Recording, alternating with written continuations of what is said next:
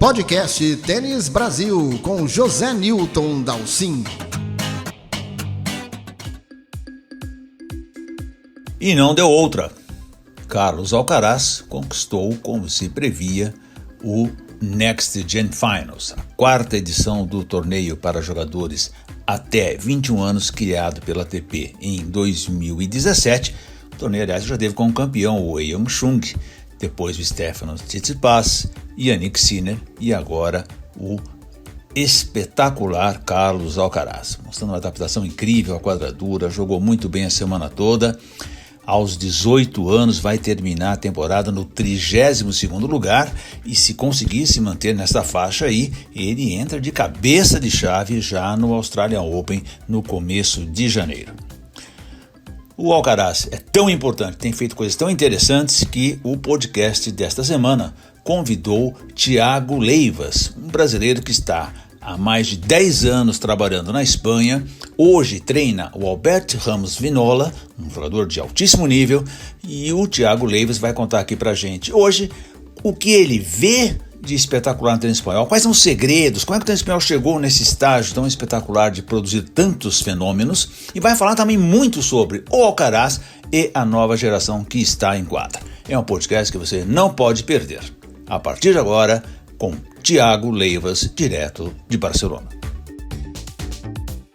Thiago Leivas, antes de mais nada, quero agradecer demais a tua presença aqui no podcast Tênis Brasil.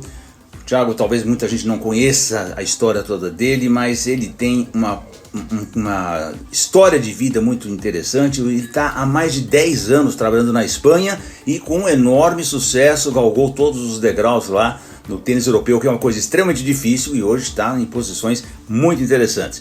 E obviamente nós convidamos o Leivas aqui para bater papo com a gente, porque ele está lá no nosso tema do podcast da semana, que é na Espanha, no tênis espanhol. Leivas, primeiro, muito obrigado, parabéns por todo o trabalho que você desenvolve lá e quero que você conte para o pessoal todo essa tua trajetória no tênis espanhol. Isso é uma trajetória de vida. Esse ano está fazendo 14 anos que eu estou lá já. Bem resumidamente, vou tentar resumir, o meu sonho sempre foi para ir para a Europa. Eu achava que no Brasil eu conseguiria ser um bom treinador, eu gostaria de ser um dos melhores treinadores do Brasil, sempre tentei ser, mas o meu sonho realmente era ser um treinador bom, um treinador, né, de tentar me superar para poder chegar na Europa e ser um treinador de nome na Europa, assim, também tentar ser um dos melhores treinadores do mundo. Meu sonho desde que eu comecei a dar aula de tênis foi esse. Então, junta isso com a paixão que é o tênis para mim desde os 9 anos, quando eu comecei a jogar tênis. Esse coquetel aí fez com que eu abrisse mão de tudo, né, todas as outras coisas, para poder chegar no meu sonho, que era poder treinar gente de alto nível, poder ter essa experiência de estar na Europa e tal. Então, acho que se a gente tem um sonho, acho que facilita bastante, né, porque todos os problemas são menores comparado com o nosso objetivo final. Então, eu trabalhei um pouco no Brasil, daí eu tentei um visto para os Estados Unidos para fazer trabalhar num camp lá do Carlos Goff. Me negaram o visto. Caramba. Disseram que eu ia emigrar e não era verdade. Eu tinha todos os documentos para ir para os Estados Unidos ficar esse mês. Saí chorando do consulado americano. Como se a minha vida tivesse acabado. Estava com 25 anos. E cheguei no voo chorando até em casa. Eu trabalhava na Caxias do Sul, no Recreio da Juventude, e pensei, já que agora eu juntei dinheiro e já que foi tanto esforço para tentar ir para os Estados Unidos, agora não vou me entregar. E então eu comecei a buscar algum curso, alguma formação fora no Brasil, e achei o curso da Science Casal, que é um curso de um mês. Foi muito legal. Quando eu cheguei lá, o treinador que tinha que me dar a formação chegou 1 hora atrasado, e eu fui 3 ou 4 vezes reclamar que ele estava chegando atrasado. E ele falou para mim assim, quando ele chegou, eu não entendo o que vocês brasileiros vêm fazer aqui. Porque eu só venho fazer festa e não entendo porque querem aprender de tênis aqui em vez de ficar no Brasil fazendo festa e tal. Isso não tem disciplina, sem me conhecer. Caramba! Na realidade, eu dei muito obrigado, tanto para a moça do consulado que me negou o visto, como para ele, porque sempre quando alguém me fechava uma porta, eu me esforçava mais e tentava ser melhor. Então, ao longo do tempo, com o curso, fazendo o curso, ele acabou gostando de mim, e aí eu pedi se tinha uma possibilidade de dar para trabalhar na Espanha, trabalhar na Science Casal. Ele falou com o pessoal lá, aí eles deram a possibilidade de trabalhar lá, e aí eu acabei vindo para a Espanha estudando, e treinando na Science Casal. Aí me colocavam na última quadra lá para treinar com os mais fracos da academia, o brasileiro que não sabe falar bem inglês, não sabe falar bem espanhol, e assim foi indo. Então, como cada vez que eu trabalhava 6 horas por dia, mais ou menos, que era o horário da Science Casal, e as outras 4 ou 5 horas eu estudava inglês, estudava espanhol, estudava tênis, e fui tentando subir com o meu objetivo louco de tentar ser um treinador muito bom, para poder no futuro também sempre tinha esse objetivo atrás na memória, dizendo que eu quero também retribuir para o tênis brasileiro. E aí foi indo, eu fui trabalhando, fui conhecendo, fui trabalhando um pouquinho mais, fui pegando alguns jogadores um pouquinho melhores, treinando alguma experiência ali de algum quadro de Roland Garros, trabalhei com vários júniores bons na academia e tal, e aí chegou um momento que eu cheguei um pouco no meu teto na Science Casal, que eu tinha treinado meninas que uma menina passou o quadro de Roland Garros, estava 150, eu estava ajudando a trabalhar ela, tinha outros júniores que estavam lá, algumas meninas, vários que jogavam lá e a gente trabalhava junto, né? Na Science Casal tu não tem um jogador, né? Nesse grupo tu trabalha com vários. Daí eu me lembro que eu falei com o Emílio Sanches e perguntei para ele: Emílio, tem como tu me colocar para trabalhar com algum jogador que está um pouquinho mais na frente de ranking, para pegar essa experiência, algumas semanas por ano, porque eu quero seguir crescendo. Eu acho que eu já fiz várias coisas na academia muito boas, mas eu queria. E daí a academia não tinha naquele momento também tantos jogadores. Ele falou: Thiago, agora não dá, não tem como, a gente não tem como te colocar, tem 1 ou 2 jogadores que já estão com os treinadores e tal, não sei o quê. Então daí eu acabei pensando em sair da academia. Então já tinha um dinheiro guardado, eu morava lá, todas as dificuldades, morava na academia 2 anos e meio, comendo lá tudo, né? Mas deu para ajudar um bom dinheiro, eu falei: vou embora, vou sair daqui.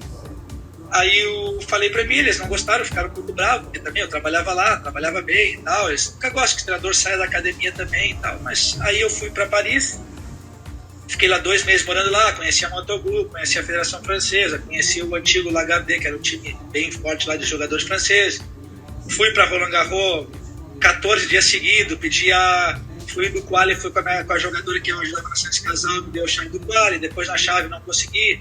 Aí o João Suete me ajudou pra caramba lá, conseguiu entrar, que eu lembro que jogava o Belucci contra o Nadal, até na quadra central.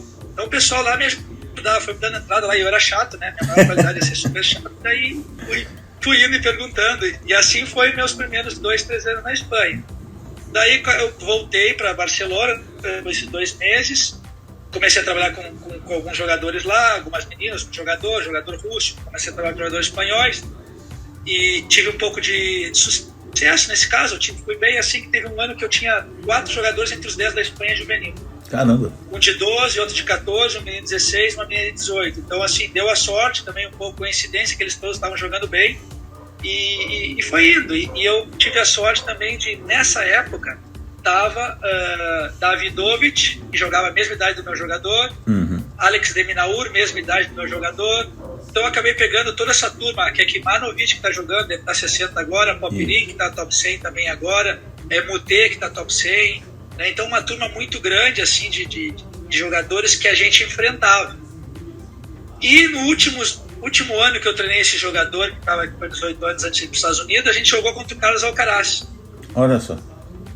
E aí já era um pouco promessa, só que eu falei: bom, mas promessa, 14 anos e tal, não sei o quê, vamos ver, né? Vamos ver como é que joga. O jogador tinha 3 anos mais que ele, e o jogo foi 7-5, 7-6 pro Carlos Alcaraz. Caramba. E o jogo foi duro, logicamente, porque tinha 3 anos menos, o jogo foi todo o tempo duro, só que nos pontos importantes, o cara fazia uma mágica e ganhava o ponto.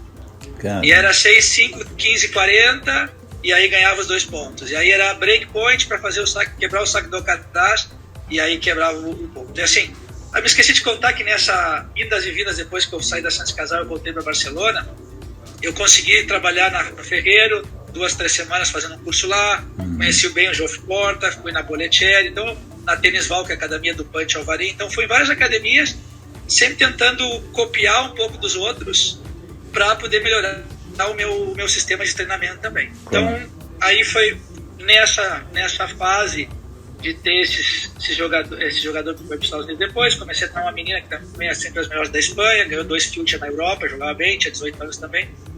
E aí no comecinho de 2019, o Marcelo Demoliner me convidou para viajar com ele os torneios, né? E daí a gente fez uma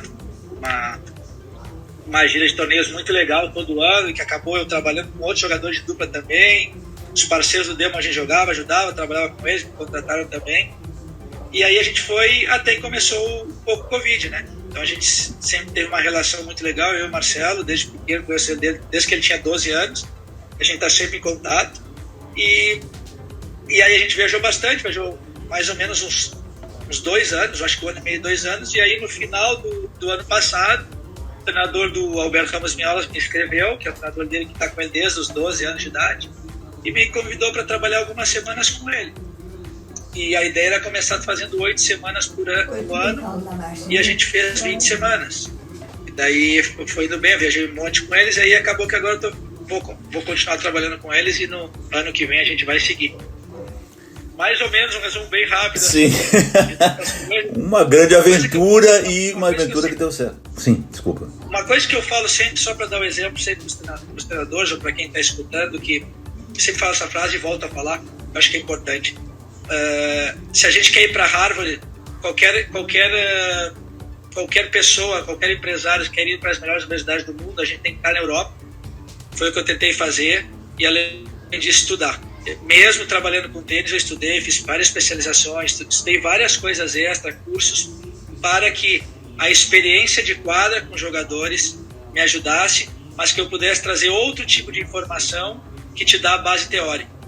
Tem muita gente que fala que o mais importante é a prática, a experiência, ter jogado, ter viajado, ter treinado. Logicamente, essa parte é importantíssima, mas hoje em dia, com a riqueza de informação que a gente tem em vários domínios, como estatística, neurociência, parte psicológica, gestão emocional, biomecânica, etc., na minha opinião, é fundamental tu ter estudos, ter estudado, para poder complementar mais o trabalho da experiência da quadra.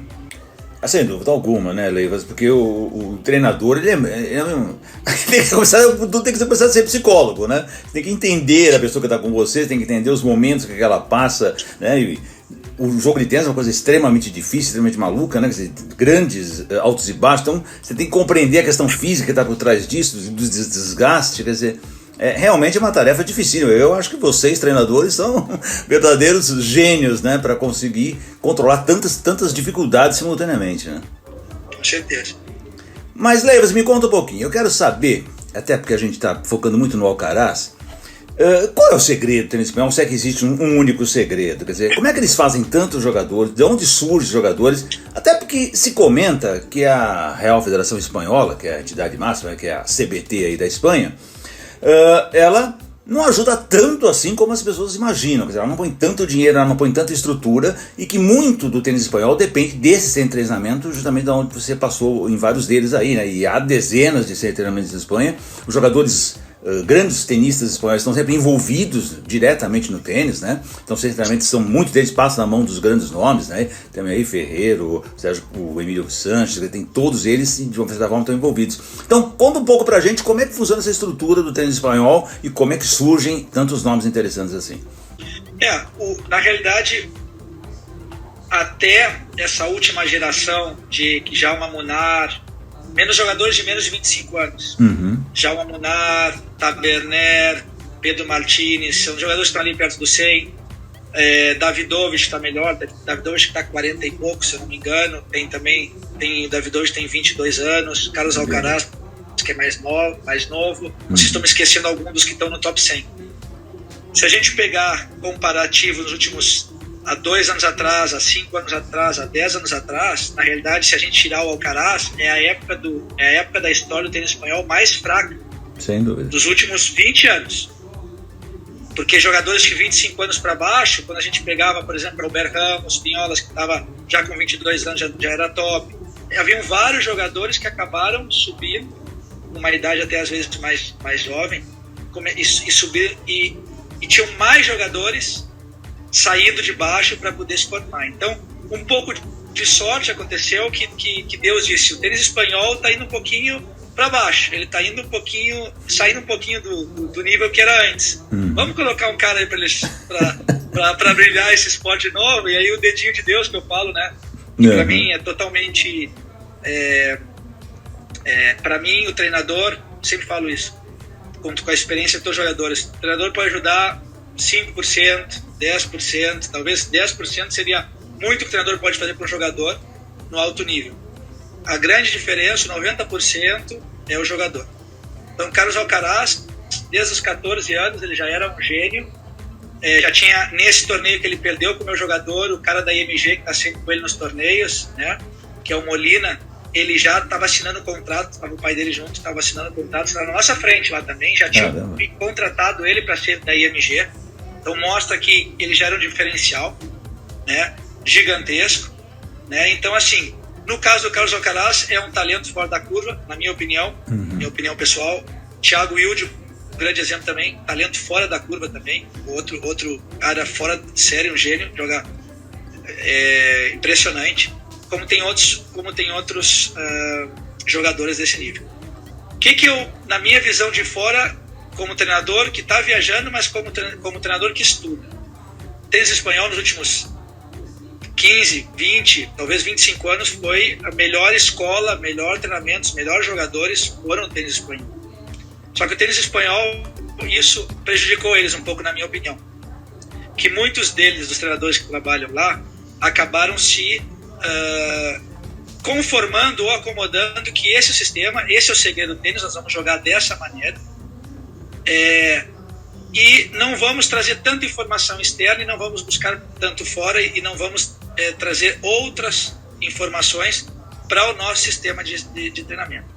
Então, se a gente vê os jogadores, tirando o Carlos Alcaraz, os jogadores que são um pouco mais novos, eles têm um estilo espanhol muito claro, sólidos, bons de cabeça, taticamente fantástico, lutadores, guerreiros, inteligentíssimos taticamente jogando. Preparo físico, mas excepcional. Não jogam, mas tirando o Davidovich um pouco, não jogam da maneira que está sendo jogado o tênis hoje em dia. Então, trazendo o exemplo da Federação Canadense, quando o pessoal fala que a Federação Canadense é muito boa, a gente tem que pensar que o Félix ou o Shapovalov são jogadores que foram forjados há 10, 15 anos atrás, porque hoje eles têm 22. Sim. E se a gente for analisar o estilo de jogo desses meninos como Taberner, Munar, Pedro Martins, Davidovich um pouco menos, né, tirando um pouco o Alcaraz, a gente vê que eles foram trabalhados da mesma maneira que foi jogado o tênis antes dessa nova geração. Sim. De saque, de jogar dentro da quadra, de usar muita estatística. Só para ter uma ideia, quando o Moyá, se eu não me engano, quando foi o Moyá, trabalhou com o Raonic, antes de trabalhar com o Rafa, e tinha muita análise estatística. E aí quando ele foi trabalhar com o Rafa, ele trouxe um pouco de estatística para o Rafa, mas o Rafa não acreditava muito nas análises estatísticas. Se tu pegar Thiem, Djokovic, Federer, etc., Serena Williams, todos eles têm uma equipe de análise estatística fortíssima por trás deles. Todos eles agora, 95% talvez dos top 100 têm análise estatística. Alguns, muito poucos, talvez não tenham o contato direto com a análise estatística. Dando um exemplo, então quando a gente fala de estatística na Espanha, eu sempre falo, eu dou um curso de análise estatística, que eu trago a estatística do profissional e do juvenil para melhorar tanto os professores e como trabalham hoje em dia a análise estatística, que na realidade não é mais análise estatística, é uma análise estatística, tática e estratégica de como o tênis está indo e como está sendo jogado e como a gente pode usar o treinamento para melhorar esses aspectos. Não só números bonitinhos, a estatística tal é essa, não. Isso é como treinar dessa maneira. Então isso ficou um pouquinho para trás na Espanha. E o resultado é um pouquinho como está sendo jogado o tênis hoje em dia, tanto pelos espanhóis e como está sendo jogado o tênis pelos jogadores profissionais. Eu que estava lá na Espanha há 14 anos trabalhando com espanhóis, tive algumas discussões sobre isso, porque eles são relutantes em inovações. Logicamente, quando a gente pega o exemplo do Carlos Alcaraz, e a gente pega a academia do Juan Carlos Ferreiro, que está o Samuel Lopes, está o Antônio Cascales, está o Juan Carlos Ferreiro, eles foram evoluindo, porque eles foram uma das academias que evoluíram. O Fran Martins, que também é um grande amigo que está lá também, os preparadores físicos, eles foram evoluindo, eles trouxeram tecnologia, e eu sei que eles se desenvolveram, mas não foram em todos os lugares que se desenvolveram dessa maneira. Então, sim, não é por coincidência que toda a experiência do Juan Carlos Ferreiro ajuda, mas a informação, mais a tecnologia faz com que os resultados ajudem, logicamente. Eles são, para mim, se não a melhor academia top 3 de academia e de treinamento. Eu já fui lá, eu vi o dia a dia, eu conheço eles, eu falo com eles nos torneios. Então, assim, são pessoas de um caráter fantástico, humanamente muito bons, todos muito humildes e trabalhadores. E o Carlitos tem isso. O Carlitos é um jogador fora de série, elite, só que é um cara disciplinado, respeitador, trabalhador, sério, concentrado, humilde, é outro nível, entendeu? Então juntou um grande talento, um grande ambiente de trabalho por fora, de muito conhecimento, também de valores humanos, junto com todo esse trabalho, e aí deu o que deu no Carlitos. Juntou tudo. E uma coisa que é interessante no Alcaraz, né, Leivas, é que, e eu até mostrei isso ali durante a fase norte-americana, durante Cincinnati, que eu vi jogar bem, até o torneio anterior, acho que foi San Diego, como ele rapidamente se adaptou bem ao piso duro, né? E ele consegue se desenvolver extremamente bem no piso duro, aquela transição para a rede muito bem feita, já com essa idade que ele tem, mesmo em quadras bem mais velozes. E nós vimos agora também ele fazer isso lá no Finals, no Next Gen Finals. Quer dizer, eu gostei de ver como ele conseguiu essa versatilidade tão rapidamente, né? Para gente ter uma ideia, que eu tive um pouco de sorte, né? Porque a gente está falando do Carlos Alcaraz e acabou que coincidiu que ele está jogando muito bem. Eu joguei contra ele quando ele tinha 14 anos, e ele já era um jogador que copiava muito Nadal. Antigamente ele ficava bem atrás para responder, começava com uma bola um pouco mais alta, e acabando eu avançando, quando controlava com a direita, meio acabava o ponto inviolável. Então ele foi muito jogador muito completo, desde muito pequenininho. Logicamente que o backhand era um ponto fraco dele, junto com o segundo saque, mas ele foi evoluindo. Então esses jogadores, né, que a gente sempre fala no circuito, o jogador que é um dos maiores qualidades que tem que ter um jogador de tênis para estar no alto nível, é a capacidade de pegar o nível que a gente fala, ou roubar o nível do jogador adversário, no sentido de que eu chego num challenger, eu tô 500 do mundo, e termino esse challenger, eu joguei toda semana com o cara, eu tô 300 de nível. E eu começo jogando 1, 2, 3 qualis, e depois do quarto quali eu já peguei tanto nível que já tô passando rodada e faço o segundo challenger. Que é o que algumas pessoas não sabem que fez o Sinner. O Sinner fez uma coisa muito interessante. É que eu não quero me prolongar muito, mas eu vou contar dos Eu quero que você seja louco, sim, porque você está falando de temas extremamente importantes, Leivas. Exatamente. Então, por exemplo, só te contou do Sinner, depois eu volto para o Alcaraz. Claro. O Sinner, eu tinha uma jogadora que estava jogando field, estava, 400 do mundo, e fomos jogar na Tunísia, na primeira semana de janeiro, que eram os torneios mais duros que tinha, mas não tinha muito torneio, e a gente foi na Tunísia, era quadra, se eu não me engano, era quadra rápida, e a gente foi jogar lá. E aí eu vi um menino, um garoto, que era alto, sacava muito tênis, mas eu tenho que ser honesto, eu nem sabia que era o Sinner, nem sabia que era, não sei quantos anos tinha, já devia acabar de ter 18, 17, e ele perdeu nas quartas no Future. E eu falei pra ele assim, cara, tu joga muito bem tênis, cara, segue, tu vai jogar bem, mas não porque eu achava que ele ia ser top 10, não vou ser falta modéstia, não pensava nada, só achei que ele tinha perdido, ele tava bem triste, e eu achei que ele ia jogar melhor que o quarto de final de um Future, né? Não imaginei que ele ia ser 10 no mundo, 20 no mundo. Passa alguns meses e tal, eu começo a viajar com o Demoliner, e eu vejo aquele guri que tava lá, tava 300 e pouco, jogando nos ATP 250, eu falei, cara, mas que diferença, né? Puta, do ATP para o Future que a gente estava, né? A gente coincidiu junto lá. E aí o que ele fazia com o Piatti, que é um dos melhores treinadores para mim também, da história, um grande exemplo deles, treinou vários jogadores bons. O Piatti, mesmo ele sendo 300 do mundo, levava ele para assinar os quali dos Challenger, para ver se ele entrava, mas colocava algumas semanas ele jogar todos os dias com um cara que estava 100, 150, 200, 80 e tal. E pedia. O que o guri fez? Em 6 meses já estava, sei lá, 40, 50 do mundo, 60 do mundo. Ele pegou o ritmo, ele, como eu digo, roubou o ritmo, né? Sim. Ele se adaptou ao ritmo, ao nível desses caras rapidamente. Lógico que ele já era muito bom, ele já era um do mundo, era top júnior. Mas assim, essa qualidade que tem os jogadores bons. E trazendo para o Carlos Alcaraz foi o que aconteceu. Ele começou 14 anos jogando field, daqui a pouco ele foi lá ganhar um field, daqui a pouco jogou um challenge, daqui a pouco passou o quadro, daqui a pouco ganhou o challenge, e foi muito rápido, que é uma característica para mim inata desse tipo de jogador. Então, assim, esse ano a gente treinou com ele, a primeira vez que a gente treinou com ele foi em abril, em Marbella. O Ramos estava treinando com ele, a gente treinou com o Ramos, e era impossível ganhar dele no treino, porque no caso do estilo de jogo do Alcaraz, era um pouco kryptonita para o estilo de jogo do Ramos. Sim. E o Ramos estava jogando bem naquela época, só que era bem kryptonita, até que a gente conseguiu achar um pouquinho o buraco, dizer, a gente tem que jogar por aqui no Alcaraz. essa jogada, porque senão a gente não consegue ganhar. Mas assim, o primeiro set tomou pau, o segundo set já foi 7-6, né? E o Ferreira até elogiou o Ramos, porque claro, as qualidades do Alcaraz com 18 anos, jogando com o Ramos que tem 33, e o jogo foi super difícil, o treino foi difícil. Então assim, tanto ele como o Casper Ruud, como o Cameron Norrie, que foi gente que treinou todo esse ano. Cameron Norrie estava, não sei, 50 e poucos do mundo, treinou com a gente em abril. A gente não imaginava que ele estava, agora está 12 do mundo. Sim. Casper Ruud, a gente ganhou 6-1 no treino em Marbella. Não viu a bola o Casper Ruud. Não imaginava também. Ele perdeu, se eu não me engano, ele perdeu para o Carlos Alcaraz em Marbella. Uhum. Aí o Carlos Alcaraz perdeu, acho que foi na C, acho que perdeu para nem me lembro agora, me perdi. Aí o Carlos Alcaraz perdeu na semi, eu acho, se eu não me engano. Mas assim, os caras subiram muito rápido. Então, depois a gente voltou a treinar o Luiz Tansari na gira americana, que eu fui com o Ramos. A gente treinou com o Carlos Alcaraz também na quadra rápida. E foi legal que eu falei assim pro Ferreira, escolhe tu os exercícios hoje.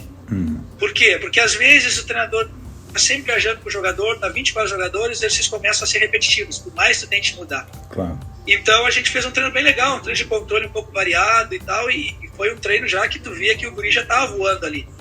Foi antes do US Open, foi a semana anterior. Ele jogou, o Stensalo perdeu não sei que rodada, não sei se me lembro agora se era quartas ou semi, né? Então assim, essas experiências de estar vendo a progressão desses 3 jogadores foi impressionante, porque tu não consegue controlar, porque é totalmente ilógica. Tu não tem a lógica assim, o cara vai subir, ou como o caso do Thiago Wilde ano passado e ganhou o Chile. Esses caras são tão fora da curva que eles sobem muito rapidamente. Né? Aproveitam um determinado momento e agarra aquele momento, né? Exato. Outro exemplo que eu tenho acompanhado também de perto, o Matheus Puccinelli, que é um menino também que também subiu muito, que fez um monte de resultado rápido. No caso da Bia também, que saiu top 100 já não sei quantas vezes conseguiu voltar. São jogadores que têm algo mais que para minha opinião, o treinador não consegue ensinar esse tipo de coisa. A gente pode ajudar tudo, trabalhar, trazer informação, mas são coisas que no momento ali do 5-5 na negra é o que faz o ace, é o que faz a dupla falta, né? E aí o treinador não joga. É verdade. Conta um pouquinho aí também desse trabalho teu com o Albert Ramos, o Leivas, que é uma experiência sua ali no top, né? Que você está viajando no circuito no top. Como é que é essa experiência aí que você está encarando? Cara, eu diria que talvez ele seja o top 3 de tratamento de... Não sei as palavras, me esqueço em português, mas de tratamento humano no sentido como ele me trata e como o grupo de trabalho nos trata.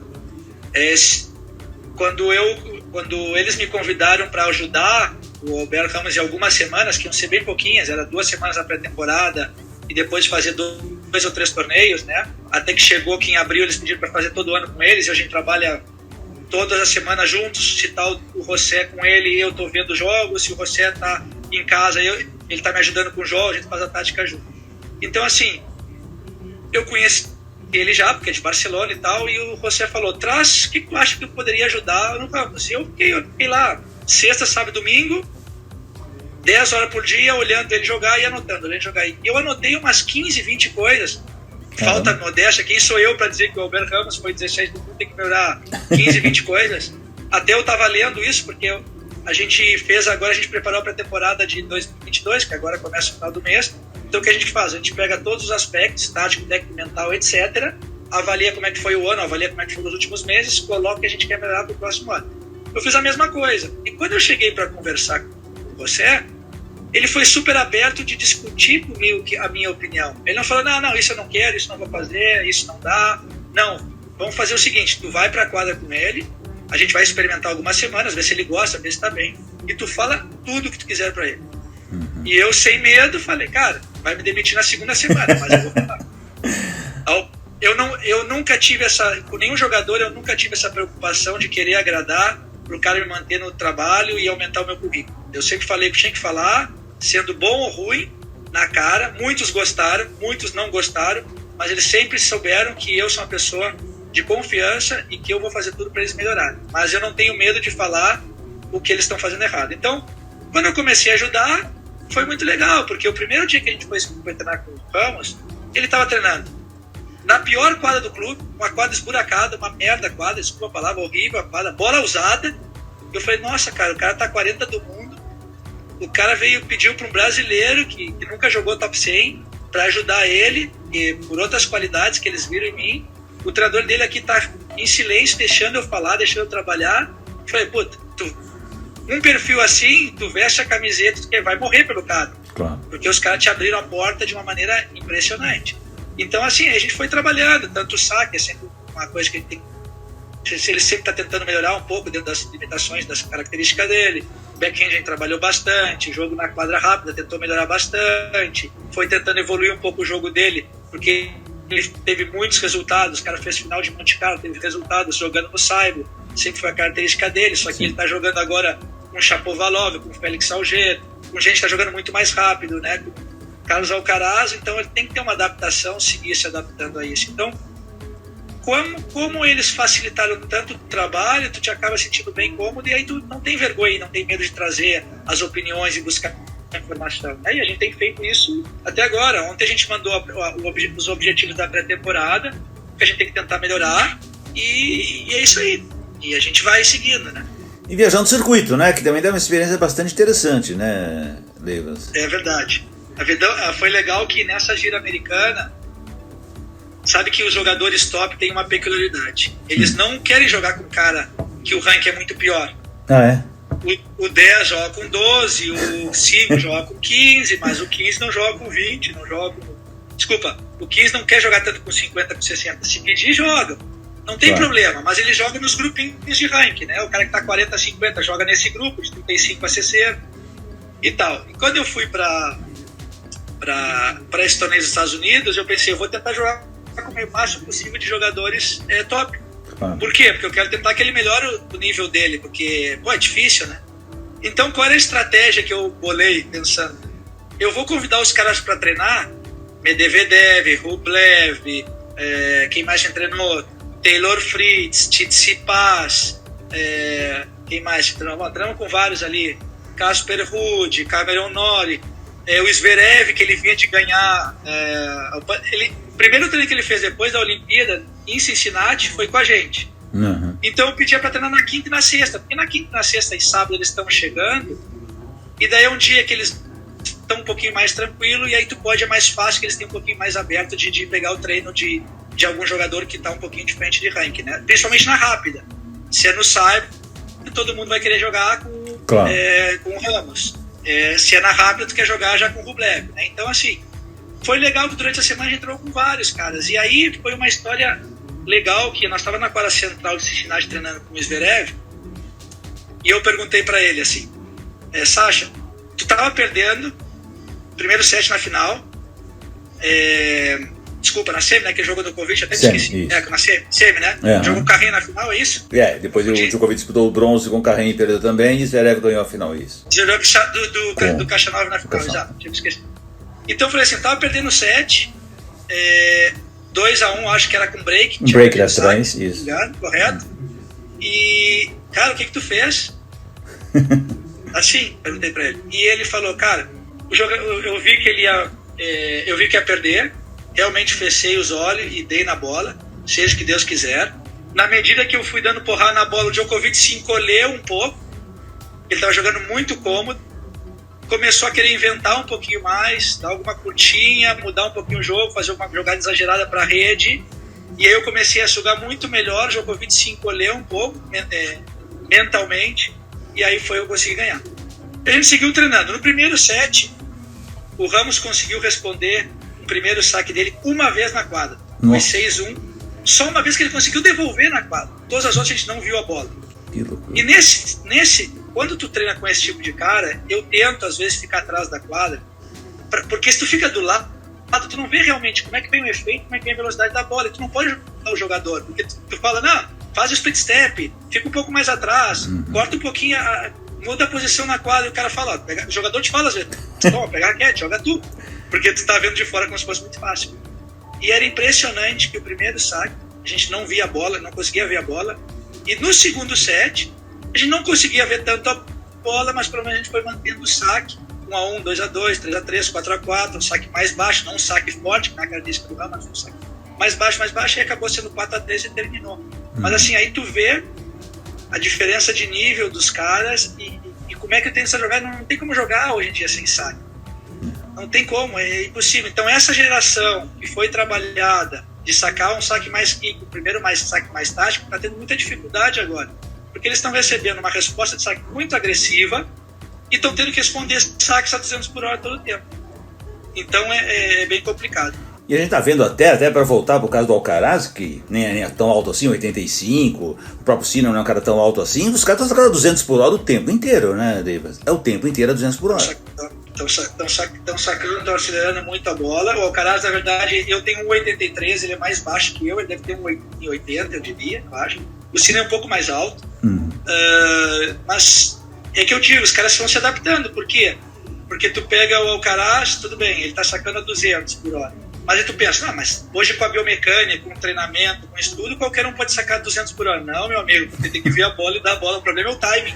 A velocidade não é força, não é biomecânica. Na minha opinião, a velocidade tem uns componentes que não são só o aspecto biomecânico em si.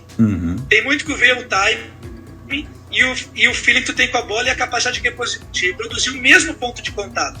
Porque se tu tem uma biomecânica perfeita, mas o teu contato visão, bola e raquete não são, vamos dizer, quase perfeitos, e o ponto é exatamente igual, essa variação faz com que tu perca toda a energia do corpo que está sendo transferida para a bola. E isso é difícil de treinar. Isso é bem mais difícil que tu treinar aspectos técnicos e aspectos biomecânicos. Então, por isso que eu falo, esse tipo de jogador tem um time. Por exemplo, o Sinner, para mim, é um jogador que não é um bom sacador. A gente treinou com ele em Queens, 500 preparatório para o Wimbledon. E o saque dele lá, ele não precisava jogar na grama, estava puto jogando. Porque a maneira que ele jogava não estava conseguindo, não gerava tanta potência, estava reclamando e tal. Tanto é que nesse torneio ele jogou mal, assim. O saque dele não tem um saque tão bom slice, do segundo saque era mais kick e era fácil de atacar. Então, ele ficou um pouco atrapado com a direita também. Era impressionante que tu vê um jogador desse nível, os caras se atrapam também, cara. Os caras se atrapam de saque. O Berrettini, a gente jogou contra ele agora também, foi em Cincinnati. Cara, ele jogava muitas bolas no back dele, o cara se atrapou um pouco de back, não sentia a bola. O Ciro direita teve um bom tempo atrapado, tem jogador que se atrapa de saque. Cara, o jogador mesmo os top, eles têm os bloqueios, tanto mentais como também físicos e táticos. É impressionante, cara, porque são seres humanos também. Por mais que pareça que não, também eles têm os momentos que acontece isso. Só uma curiosidade que é interessante. O Medvedev joga com qualquer raquete. Como assim? Ele pega a Tecnifibre lá, qualquer corda, assim, uma raquete Tecnifibre, uma corda, ele joga com a raquete. Sim. E o Djokovic, preparam para ele a cada torneio 10, 12 raquetes, ele joga com mais de 100 e tantas raquetes por ano. Tá brincando. Só para te ter a diferença assim, de cada jogador. A gente fez um cálculo, não me lembro se eram 130 ou 140 raquetes por ano. Cada torneio chegam 6, 8 raquetes por ano. Completamente novos. Que doido. E encordou todo dia. E o Rublev também aconteceu uma coisa interessante. Ele estava meio atrapado também com a raquete. Trocou de raquete, aí ele estava com a Red, mudou. O outro também, que é da nova geração, o Rune, que também joga bem, também tá. Então, assim, os jogadores, eu conto essa experiência porque, assim, às vezes o nosso jogador bate 2 ou 3 calhas, jogador de nível brasileiro, nível espanhol, o treinador fica puto, cara, o jogador também se atrapa. O jogador tem que ter muita paciência porque pode se atrapar a qualquer momento e tem que ter essa experiência para poder ajudar. Dessa nova geração lá do top 10, Leivas, quem é o melhor? Quem você vê como é o grande cara que domina toda a bola, que faz tudo direitinho? Talvez tenha que ter um ajuste de, sei lá, de cabeça. Aí eu tô pensando bem assim, no Tsitsipas, por exemplo. Cara que tem todos os golpes, pelo menos daqui que a gente vê, né? Você vai variar melhor. Mas quem é que você vê que é o grande cara? Que é o cara, vamos dizer, que vai brigar com o Djokovic em 2022? Eu tava vendo o Fino, acho que ele fez uma história do Instagram e perguntaram pra ele se ele falou, depois do que saiu o Big 3, o Medvedev vai ganhar tudo. E ele falou que achava que não. Que tem vários jogadores que podem estar nesse nível. O que eu acho, opinião pessoal, humilde opinião, o Big 3 ou Big 4 com o Murray, para mim eles são 100 anos luz na frente dessa geração que está vindo agora. Para mim, pode ser que me critiquem por essa afirmação, mas para mim eu acho que eles são. O entendimento do tênis, a competitividade deles, a variação, a qualidade técnica, a qualidade mental, para mim é muito superior, para mim, porque eu já joguei com eles todos, já treinei com o Nadal e já treinei com o Berrettini, treinamos várias vezes, com o Medvedev, treinamos várias vezes. Tá? O que é a diferença desse tênis atual? É o saque. Cada um porrada de saque, mede 2 metros de altura, então não sai jogo. Então acaba que fazem com que eles sejam muito dominantes no circuito, principalmente pelo saque e pela potência. Eu acredito que vai ser uma variação entre o Tsitsipas, Zverev. Se o Zverev jogar como ele jogou com o Djokovic no segundo e terceiro set na Olimpíada e jogar a final, né, vai ser muito difícil de jogar contra ele também. Claro. O que acontece é que o Zverev, em alguns momentos, se o jogo começa a ficar duro, conseguir colocar pressão, ele tem a tendência de baixar um pouquinho. E já o Medvedev não. O Medvedev é um assassino nato, é um killer. Então, assim, é um cara totalmente ambicioso, ele tá zero preocupado com os outros, ele faz o dele, vê que o saque dele, eu falo o saque de... Ele lança uma batata no saque, ele lança a bola para cima e saca, uma simplicidade técnica. Só que ele é um cara que impressionante. A maioria desses jogadores russos que estão aí, tá tudo leve também, cara, eles não se preocupam com ninguém, cara. Eles fazem o dele e eles querem ganhar. Então eu sempre digo que uma comparação que a gente tem que fazer. Tem um jogador que não tem medo a ganhar e tem um jogador que não tem medo a perder. A maioria não tem medo a perder, quer dizer, quando o marcador vai tá perdendo, tá em desvantagem, joga melhor. Mas os os grandes jogadores, eles não têm medo a ganhar. Então, se eles puderem, eles te aniquilam. Que é o caso do Rublev, o caso do Carlos Alcaraz, quando jogou com o Tsitsipas. O Tsitsipas se encolheu um pouquinho, sentiu a pressão e o Alcaraz não se cagou. E geralmente nessa situação, tu vê que vai ganhar, tem o medo a ganhar e tal. Então, os grandes jogadores não têm medo a ganhar. Então, assim, eu acho que esses 3, 4 jogadores que vão estar dominando, acho que vai ser um pouquinho mais legal por causa disso, porque vai ser mais vai ter mais variáveis. Talvez no saibro seja um pouco mais dominante, se a volta do Thiem, que é um cara bem dominante no saibro, vamos torcer que ele volte. O Carlos Alcaraz no saibro também vai ser um cara bem perigoso. O Casper Ruud é um cara que também no saibro vai mudar um pouquinho, porque esses jogadores que a gente falou, como o Medvedev, tem dificuldade de jogar no saibro. O Rublev não é um jogador tão nato do saibro, então são outras características que eu acho que vai igualar um pouco mais. Mas eu iria pelo normal, que é o Tsitsipas, Medvedev, Zverev. Acho que o Sinner na quadra rápida também é bem perigoso. Então, essa turma toda que está aí, eu acho que vai ser mais. Mas por que eu acho que o Big Four com o Murray é diferente? Porque o Murray tem prótese no quadril. Incrível, né? O cara tá com 38 anos e o cara ganha desses caras, cara. Ele ganha dos caras. Tu imagina o nível e a consciência, a tática, a técnica, a competitividade desse cara com 38 anos. Não, desculpa, 38 não, tô mentindo. 35 anos. Uhum. O cara ganha dos caras, ganhou do Sinner. Pois é. Cara, é impressionante, cara. Então, assim, eles têm... Eu não sei explicar porquê, talvez a transição entre o jogo tático, mental, o esforço de antes, de faz 15, 20 anos atrás, com a velocidade da bola de hoje em dia, criou esse Djokovic, Federer, Nadal e o Murray, uma mentalidade diferente do que esse menino dessa geração jovem, que é uma geração com menos esforço, mais o ponto rápido. É uma geração da geração de hoje em dia, né? Ponto rápido, sem pensar muito, ganha na porrada, joga dentro da quadra, material. Agora estavam me explicando que agora a Red vai lançar uma outra raquete e a raquete manda mais a bola ainda. Eu falei, mas cara, vai mandar mais a bola ainda? Não dá pra jogar, então. Como a gente vai fazer nos países como na Espanha, que é um jogador que a gente joga no saibro, no Brasil, que a característica é jogar no saibro. A gente vai fazer pra treinar com isso. A bola vai ter que treinar, vai ter que pesar 1 quilo, Leivas. Pra quê? A bola vai ter que pesar 1 quilo pra poder, né? Desacelerar o jogo. Desacelerar, mas se tiver... tem várias discussões. Então, assim, claro, estão construindo uma maneira de jogar tênis que automaticamente vai fazer como o monopólio do tênis. Quem não se adaptar a essa maneira de jogar vai estar jogando Challenger, infelizmente. Pois é, a gente vê hoje em dia o Zverev forçar até segundo saque, né? O que ele tá forçando segundo saque é uma coisa impressionante. Não, a gente jogou com ele no US Open, né? A gente tinha treinado com ele, não viu a bola, e esse dia o Ramos jogou bem mal, né? A gente jogou na quadra central, diferente as condições, quadra grande e tal, e não conseguiu jogar, cara, não deixou jogar, não tinha como. E a gente não conseguiu também, a gente não teve a competência de fazer o jogo ficar 3x3, 4x4, 5x5. Ele fazia uma dupla falta, uma resposta dentro. Claro. Aí, sabe, essa a gente não conseguiu também. E é impressionante, não dá pra jogar. No caso do jogo com o Berrettini, a gente teve em todo o jogo 5 breakpoints. Caramba, até bom. 2 foram ace.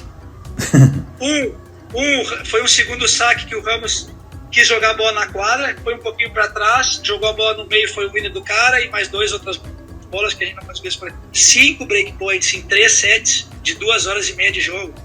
Não é tênis, né? Não é. Quem jogava 20 anos atrás, eu fico imaginando o Kirmaí, Paulo Cleto, toda essa geração que jogou vendo tênis de hoje em dia, falou assim, cara, é outro tênis, cara. É outro esporte. O Berrettini é saque forehand, assim, absurdos, né? Saque forehand.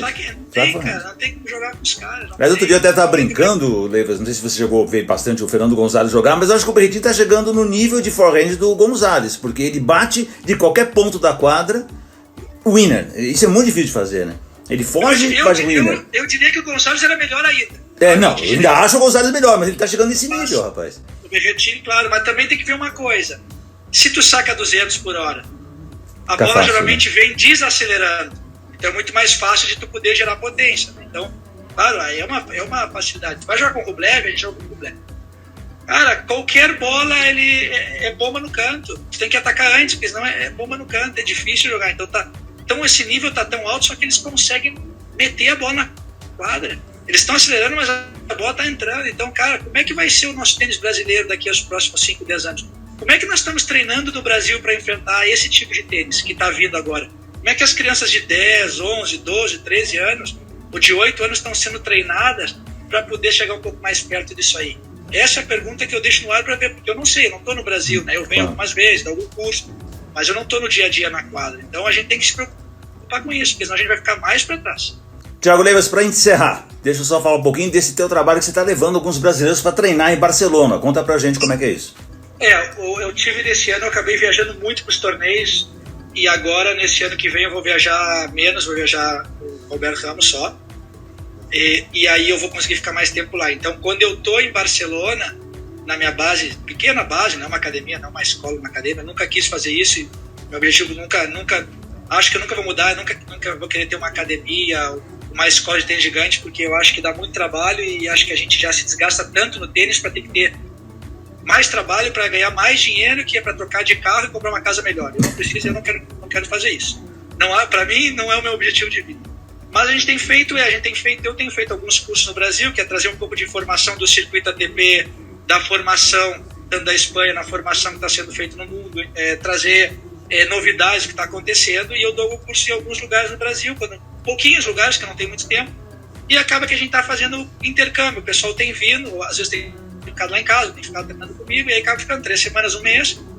A última vez veio o Gonçalo Fischer com 5 meninos, e aí fazem uma reciclagem, né? Uma reciclagem de tênis, uma reciclagem para o treinador, uma reciclagem para as crianças, e a gente faz um trabalho que é bastante completo, que a gente faz também treinamento mental para eles, direcionado para o tênis, a gente faz treinamento mental direcionado para os pais, a gente faz formação para os treinadores. Então a gente sai um pouquinho daquela rotina de lançar bola, fazer drill e contar a história do circuito, e sim a gente vai trazendo e passando a informação e passando a evolução um pouquinho para eles, e tem ido bem. Não consigo aglobar 50 crianças, mas assim, a gente sempre faz trabalhos reduzidos, poucos treinadores, poucos jogadores, que eu acho que está indo bem, eu acho que eles estão ficando bem contentes.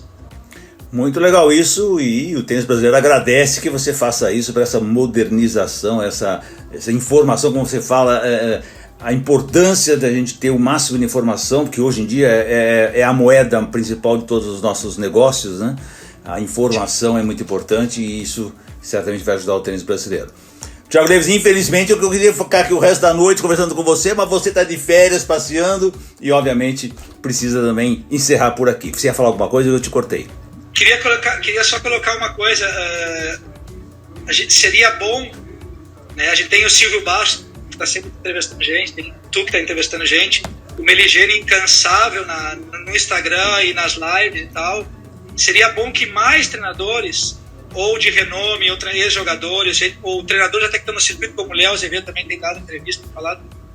Acho que seria muito mais importante, porque eu sempre falo, eu sou um Zé Ninguém do tênis. Eu não joguei tênis profissional, eu joguei tênis aí no Brasil juvenil, eu fui no peito e na raça, estudando, me esforçando para poder ser um treinador melhor, com o meu sonho. Mas assim, eu acho que tem tanta gente boa que pode eu escrever um livro, escrever um artigo, dar uma entrevista, reunir, como a gente fez aquele montão de lives naquela época, lá na quarentena. Acho que a gente poderia, peço encarecidamente para os que escutarem, que juntos, que se precisarem da minha ajuda, juntos, mas vamos falar, passar informação, porque a responsabilidade, eu que tô na Espanha, o Léo que esteve na Espanha, o João Suede que está há muitos anos, o Duda, sei lá, vários, eu não vou conseguir falar todos aqui, mas todos, sei lá, Penisa que está em Santa Catarina, entre milhões de gente que estão aí, nós somos uma responsabilidade que temos para o brasileiro melhor. A CBT com Caio Cortella, com César Kiss, o Ludiero com a biomecânica, entre outros, Elson Long, a gente, e eu acho que ainda a gente não, os treinadores, a maioria, vamos dizer, na elite um pouco, né, um pouco em cima da pirâmide, não se deram conta que a gente é totalmente responsável pelo que vai acontecer nos próximos 10 anos do Brasil. Então eu peço encarecidamente que ajudem, vamos ajudar, não custa nada eu ficar conversando contigo uma hora, não custa nada fazer uma live, e não só falar experiência, mas realmente falar, treinar, se eu visse esse jogador no Carlos Alcaraz, imagina um dia fazer uma pergunta assim, tchau, o que tu melhoraria no Rublev? Pô, tu tem que melhorar no Rublev alguma coisinha, o que tu melhoraria? Passar esse olho clínico, passar essa experiência que vai ser tão enriquecedora para todos nós e para os próximos Thiagos, próximos Arthur, Macharone, Benizas, Haroldo Suete, Bruno Wagner, Claudinho, milhões de pessoas, cristianos, entre outros tantos que eu vou me esquecer, Mário Mendonça, e aí vai, né, que sejam, que incentivem para que a gente também possa, porque agora mesmo a gente tem Cristiano em Valência, o Bruno Wagner em Barcelona, eu em Barcelona, o Dani em Maiorca, acho que eu devo, talvez tenha esquecido de mais algum brasileiro que está por aí, tem algum jovem, mas assim, ó, de 20 a 30 anos, não tem ninguém morando na Espanha quase, tem bem pouquinhos, tem algum que veio falar comigo agora, que está em Valência, não tem, cara, os caras não estão indo para fora. Então a gente está perdendo isso agora. Os melhores treinadores do Brasil são de 35 anos, talvez 35 anos para cima. Onde é que estão os treinadores, os novos, loucos pelo tênis de 20 a 35 anos? Nós temos que chamar eles, temos que ajudar e nós temos que fazer eles virem para fora e realmente vestir a camisa, né? Sem dúvida alguma. Thiago Leivas, muito obrigado pela participação aqui no podcast Tênis Brasil. Parabéns pelo excelente trabalho e certamente eu vou requisitar você mais algumas vezes aqui para esse papo tão gostoso que é para se falar de tênis internacional e dar bons exemplos aí para o tênis brasileiro. Grande abraço para você. Muito obrigado, um abração aí para todo mundo. Valeu, tchau, tchau. Este foi o podcast Tênis Brasil com José Newton Dalcin.